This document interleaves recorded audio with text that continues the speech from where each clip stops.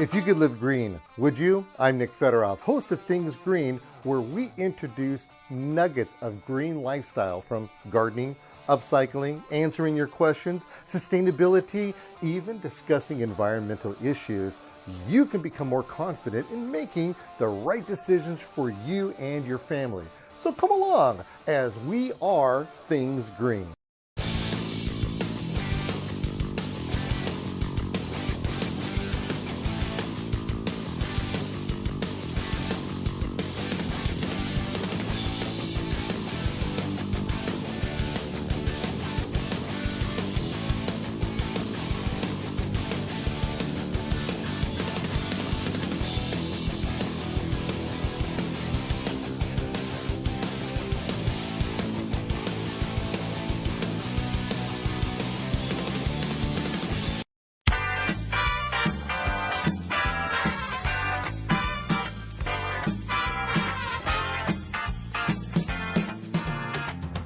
I don't know why, but for some reason I feel so hungry right now. I understand there's a whole bunch of food over here. No, feed. Horse feed. Oh, horse We're going to see feed. some horse Well, feed. I eat like a horse. You can try it if you want. You can try Well, you're it. in the right place then, because we're going to learn all about how this horse feed's made and where it goes. Okay, full disclosure here. I've been traveling the United States. I've been going to shows and such like, and trade shows and meeting a lot of people. I have been telling people all over the place that I'm coming here today to see what your operation is, to look at get a backstage passes, things that people normally can't see, and they're hands down. Everybody says, make sure you tell me when that show is going to play. Great. I'm telling you, people are really excited about. Are they excited nervous about we're going to this. make fools of ourselves and they want us to see us be entertaining? No, because when I tell them when I tell them that we're in Kentucky, that's related to horses. Yes, sir. When there's related to thoroughbreds. In fact, I had even one guy come up to me. He says, "My daughter raises Arabian horses." He says, "We need a source." I mean, he got all excited. It was really interesting. I said, "I don't know. Is your horse in the Kentucky Derby?" So I don't know how that works. So and that's why I'm here today, because I know you guys have such a rich history. You know, you go to the website hallwayfeeds.com. It's really amazing how it started. It's a family business on Yes, top sir. of that, Yes, sir. and we're in America, and and that's just beautiful. So where are we? What am I doing Well, here? here you are. You're at Hallway Feeds. And you've got it right, the bits and pieces there. We're going to learn about making horse feed, where it goes. Yes, you're right. We do feed Kentucky Derby horses. And we'll show you pictures of, say, 15 winners that we fed. Nice. How's that? Any one of your favorites, and anyone that you could, Oh, Give me a- favorites. I'll always go back to Barbaro because I thought he was going to be the first Triple Crown winner that I was going to see. So loved that horse. But we've had a lot of special ones. Orb was raised on the farm where I grew up as a child, and then is a Kentucky Derby winner. He was one that we fed from conception all the way through to the Derby. Morgan, do you have a nice. favorite? I mean, all of them are my favorite. I think the most memorable for myself would be American Pharoah, being able to sit there and watch this horse win every single Triple Crown race, which was the first in how many years? Yeah, 38 years, I think it was. 38 years. And just being able to say that we had a small part in it, it was it's pretty fascinating. Yeah. And then not, Okay. and not just the Yeah, not Kentucky just the Derby Derby. horses. There's a lot of other horses that we feed too. Oh, is that right? Yes, sir. The hungry ones. The hungry ones. we'll feed any horse, but we do have a long list of horses and some Olympic show jumpers, dressage horses, Really? reiners. Absolutely. We feed a lot more than just thoroughbreds. Nice. Okay, so I'm going to have to correct you. I know it's your story. You said the most memorable one was the one that you just mentioned. I think the most memorable one was that one right there. That one, right? Yeah, right. It is. We are horse people. You come to Hallway Feeds, and we are horse people. That's part which of is the game. evident right here. That's part of the game, isn't it? Dad said if you've never been off, you've never been on. Oh, too funny. Okay, we're here. Where do we start?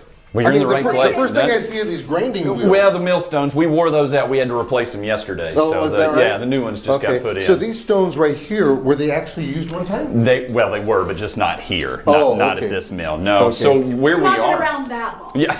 Oh, okay. So if you don't know what these are, what happens is that they put them in a certain configuration. They would put the feed inside of it, and then they would grind them down.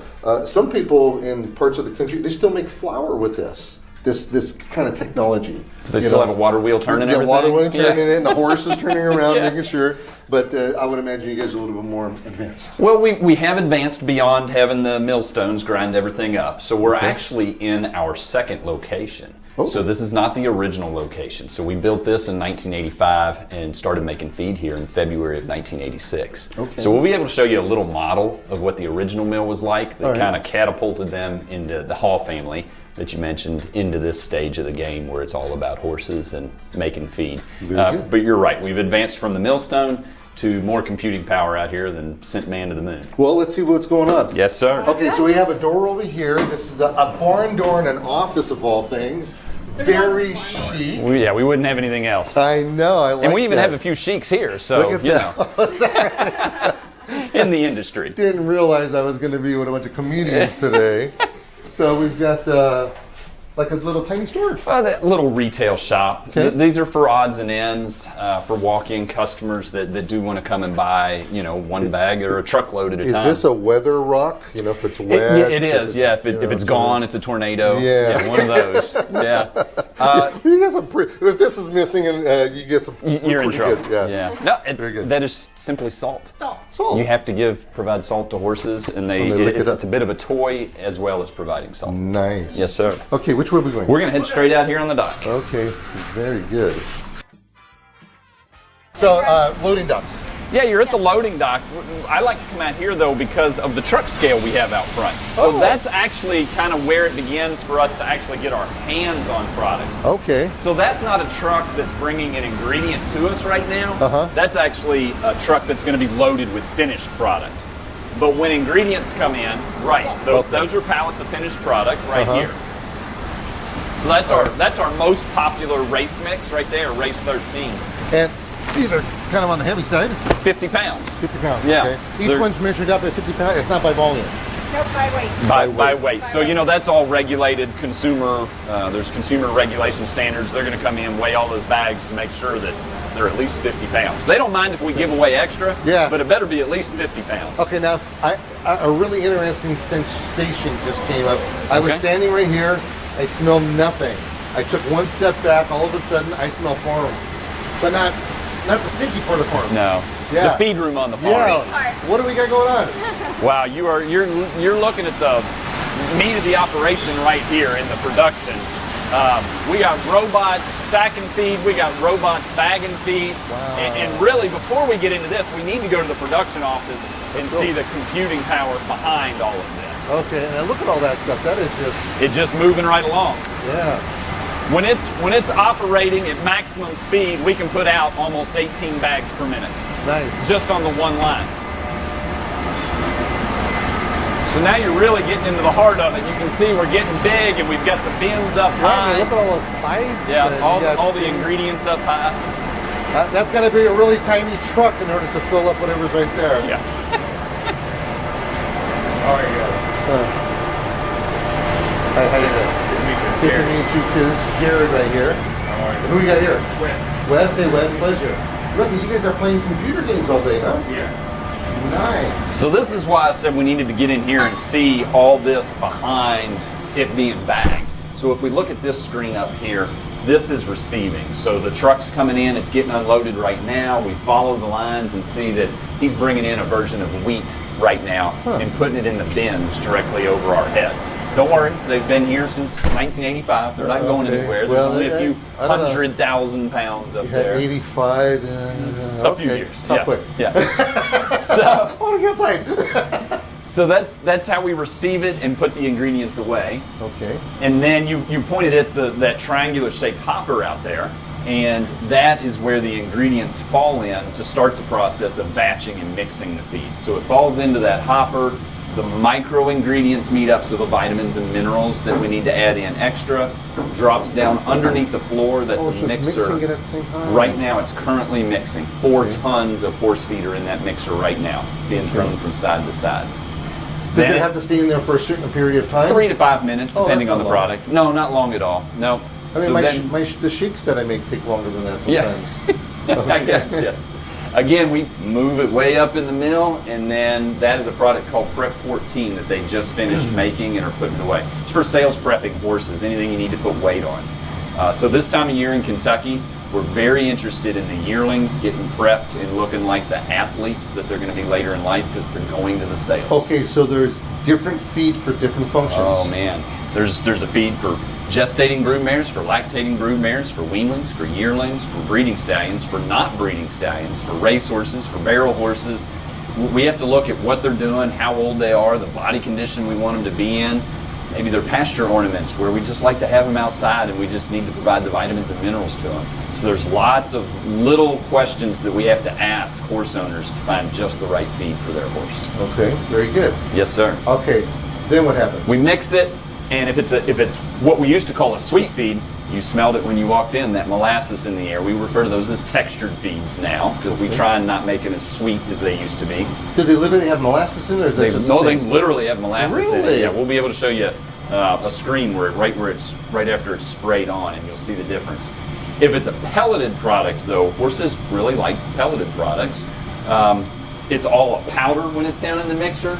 It actually has to run through a pellet mill that will turn it from all that loose powder and compress it into a pellet that the horses will enjoy eating. Oh. Yes, sir. So we're adding. Okay, so like some meal that I've seen before is really, really tiny. For the horses, is it bigger because they're bigger animals? Yes. Well, not because they're bigger animals, but part of it's ease of manufacturing. We like a 1/2 inch cube, but then the horses enjoy eating a 1/2 inch cube. It doesn't freeze up in the wintertime, which is a bonus for the humans because unlike LA, we get some freezing temperatures They here. don't have to cook it with their eggs in the morning. Yeah, we're at not. the same Yeah, time. we're not. We're not in the warm room. Flipping it over, my breakfast, horse breakfast, nothing like that. Okay. So those pellets work well. They don't freeze up. The horses actually utilize them better. As soon as they start to chew on them, they salivate more. There's more water in the digestive tract, and there's more area for absorption of all the vitamins and minerals and the nutrients that are in the feed. Nice. So we really do like the pelleted products, and that's what's being made here is a pellet.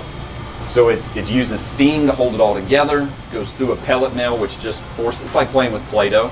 Our pellet mill has round holes in it. We squeeze it out through the round holes. You know what comes out? A round pellet. Pretty simple. Really simple. We cool it off because you can't put it in a bag when it's all warmed up with steam. And then it goes through a shaker that separates any dust or small pellets from the good ones, and then it goes in the bag. Great. And that's what we're going to see because everybody wants to see the robots. Let's go see where Yeah, these we're gonna guys see are the in robots. action. Thanks, Wes. That's what I was. Yeah. Thank you. Have a good day. So now we're in front of the robots, and everybody enjoys watching the robots. So this is what we used to do when we bagged by hand. We would pick the bags up by hand, we'd put it on the funnel, you'd press a foot pedal that holds the bag up, drop 50 pounds in. Well, you would grab it just like the robot where you grab the sides and pull it taut, and then have to grab a tag and run it through a sewing machine, somebody else would stack it. That's got to be faster than 18 That bags. no, he's probably running 14 to 15 bags a minute right now. Okay, so over here the bags this- are kind of Yes, sir. the bags are kind of puffy, but out there the bags were squish. Right, so what happens is when you drop the feed in, there's a little air in there as well. So we sew it shut, have a tag on it, sew it shut, goes up the conveyor, and there's actually a second conveyor there to help level it out so it's an even bag for stacking. If we didn't even it out, it would make an uneven pallet. So how And many bags per pallet? 40 bags per pallet because they're 50-pound bags, so that makes 1 ton Oh! on every pallet of feed. You got to have a hefty forklift to pick that up. Yeah, so we've got, 5 or 6 hefty forklifts running around here. We got to be careful. So we like the robots. They pick it up. They know exactly which way to turn it. You'll watch on this time. It'll grab it and pause. It takes a measurement of how tall the pallet is. Oh. Different feeds have different densities. You looked at the Race 13. It was very flat. Other feeds with other ingredients might be fluffier, and so their pallets are taller. So does the robot ever wake up in the morning and it's had a tough night and punches one of the bags or throws it off of it or anything? If something happens, it's because a human wasn't watching what was going on. So you do see a little bit of feed on the floor, and that's from this morning. So we have had a bag that wasn't sewn all the way. That's the human error not catching it down there. So this all used to be done by hand. All of it. All of it. Wow. All of it. And they laugh at me when I say, well, when I started bagging feed. So I've kind of quit saying that lately. Pop quiz. Yes. How long do you think one bag of feed's gonna last? Okay, so I raise chickens, sort of. 10 of them You race them? raise. Oh, raise. Oh, okay. raise. I don't know. One bag, is that one bag a day? One bag per horse per week. It's a pretty easy way to calculate. No kidding. Yes, sir. Wow. I would have really thought it was a bag a day. They're big animals. So Is that the only thing that they eat? No, but don't forget that's less than half of what they eat. They're also eating all the grass that's out in the pasture or any hay that we give them. All right. So they're gonna eat 2% of their body weight per day in forage. So a 1,000-pound horse is gonna eat 20 pounds or more per day in forage. Okay. And then we're gonna add the feed in depending on their use and what they're doing.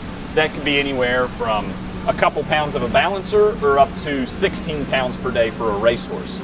Okay. So when we talk about that racehorse, that thoroughbred racehorse, Yeah. they're going to take in somewhere around 35,000 calories per day, Per day. 1,000. which is what I try to do. Yeah. Oh, yeah. Yeah. Dude, Mr. Skinny over here. He does So try. now you're in the back warehouse. Yeah, it's when you okay. manufacture, you got to put stuff away. We got a helicopter up here. Well, that's another local company, Big Ass Fans. And if you could see their logo, well, you can see their logo, and you know why they're called. They're huge. Yeah. The big fans. They're big, and they move some air, don't they? Okay, so he just wrapped that. He just wrapped it. So that is Okay. a horse feed that we make for a co-op over in Virginia. We make all of their horse feed. So that co-op has their own feed mill, but they ask us to make their horse feed. Do you have any idea why they would do that? Their horse feed. Because you guys know how to blend it? Well, because we know how to do it. We're the best. They make feed for other species, and there's ingredients that they can use for cattle or sheep, Oh, hogs, so things this like that. isn't just can't selected. You use. don't have to feed just horses. You can feed other things too. But the safest way, the most consistent way, is to just make horse feed. So if you have horses, you need to find out if where you're buying feed from makes feed for other species, because it could be dangerous. So do you guys put on the label this product does not contain peanuts? Well, it doesn't contain peanuts. No dairy, no dairy. We do have labels on it saying Yeah. made in a It- equine only medicated free facility. Yeah, we like to say drug-free, medication-free, worry-free. So you have different colored bags. Yeah, and that that really helps us, and it helps our customer tell them apart. You can obviously tell what's going to a retail market. It's kind of like wine; you got to have the best label. So we have colorful so the labels, shiny picture stuff. of the Shiny feed, label. all the information we think that a consumer would need to know about the product. We got to put it on the bag because we might not be there to answer the questions. Now, here in Central Kentucky, in Kentucky, there's 209,000 head of horses. But most of them are right here within 3 counties of where we stand now. We're able to get out to those farms. We have conversations with the farm managers and owners. Those bags are a little more simple because we can go and have that one-on-one conversation and answer the questions. Right. Nice. Now, during transport, do any of the bags ever just happen to explode? Well, that's why you saw it get wrapped up. Oh, okay. Luckily, they're not pressurized. We're back at our back loading dock. It's much cooler. It's much quieter over here. We got that forklift that's picking up a ton. a ton, A literally. ton. But the semis and containers will back up here to be loaded. What he's moving right now is actually for local delivery. We're going to take that out to the farms. But this is where we load any of the trucks that are heading out to any other states, to any of our distributors or dealer network around the country, and to locations around the globe. I always tell people, how far we go. We only really ship halfway around the world. Do you know why? Because if you're going any further, you should have gone the other way. I told you, they thought that every day. day. You poor thing. Well, for the record, I only have 3 jokes myself, so I understand. I totally understand.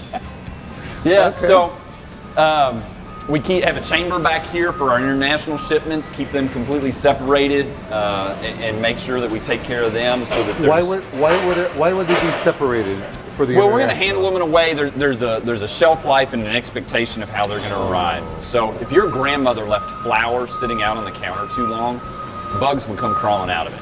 not into it. They would literally, there's bugs Yeah. inside of grains. They would come out of it. So this right here is like, is it a cold room or cooler room? So no, we're able to activate the bugs, not activate. If there was anything in there, we're able to actually start that process, and then we use what comes from human food, a fumigation technique to actually stop the process, just to make sure there won't be any in there. Nice. So you'll never see them.